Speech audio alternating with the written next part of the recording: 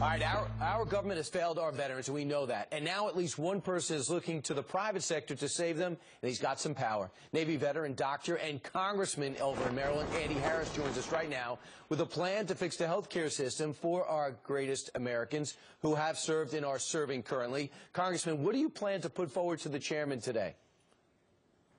Well, what I'm going to do is I'm going to describe a system where we begin to decompress the VA healthcare system, which is obviously overburdened, and begin to consider offering veterans who are newly assigned to the VA benefit the option of going into the private system and being taken care of in their local hospitals instead of in the VA system. And your background as a medical doctor as well as a lawmaker now makes you uniquely qualified to make this proposal.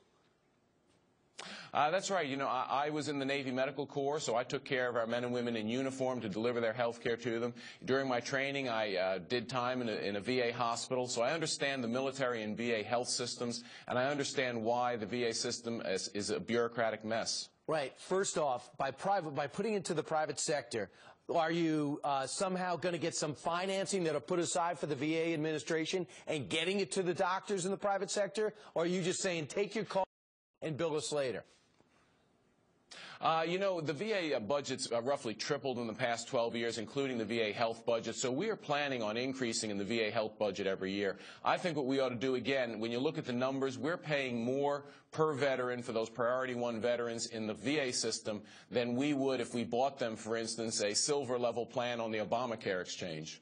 Gotcha. So as we look at this right now, it would immediately help those who live far away from a VA center.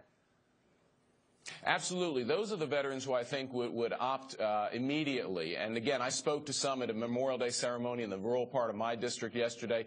They would opt for it immediately. They wouldn't have to drive hours to get VA care at a VA hospital. And as you know, Congressman, a lot of those doctors do some great work. There's a lot of people in the VA centers that do great work. It's just the bureaucracy around it in many cases that's falling short, correct? Oh, absolutely. Those men and women at the VA health centers, they want to help veterans. They're skilled at helping the veterans. They're just overburdened, and their bureaucracy is superimposed on them that's just not manageable given the volumes of veterans that we're taking care of right now. But it's, in reality, being that this administration seems to be have a look at the private sector as a repellent, do you really see them embracing this at this point? I think they're going to view this as the only way out of a big mess. You know, they've dug themselves in deep on this mess. These secret waiting lists and the stories of veterans dying, waiting for their health care, I think they've got to find a way out. They can't do it through the VA system. It's just not possible. And hopefully they listen to a lawmaker who has a military background and a medical background who just wants to make it right. Maryland Congressman Andy Harris, thanks so much. Thank you, Brian. All right, coming up straight ahead, a lot with your show.